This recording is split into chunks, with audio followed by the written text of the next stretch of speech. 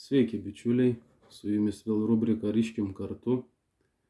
Po savo kurto paskutinio video apie kilpos rišimą su rišekliu sulaukiau komentaro, kaip reikėtų tokią pat kilpą surišti tik su adatėle.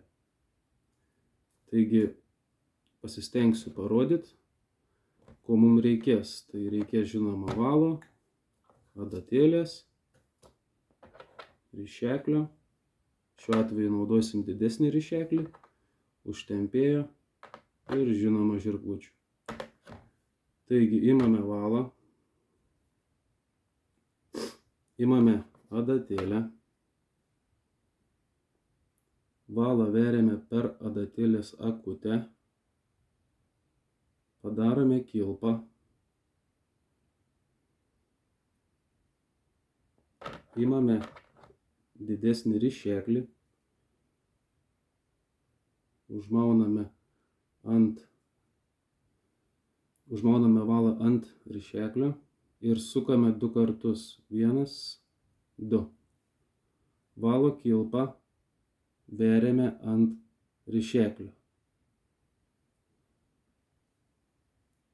ir po truputį užtempiam.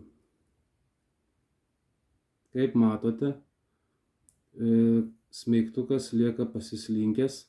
Patį smeigtuką nustatome į rišeklio vidurį. Prilaikant datempiam ir dailiai traukdami į apačią nuleidžiam.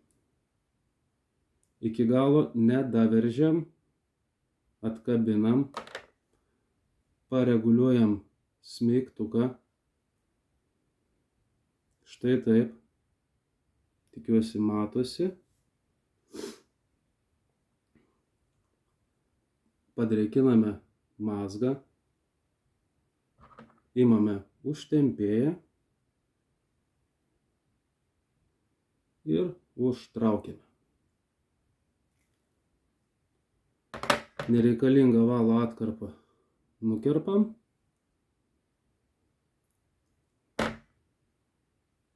Ir štai turime tobulą kilputę su adatėlė skirta boiliukui.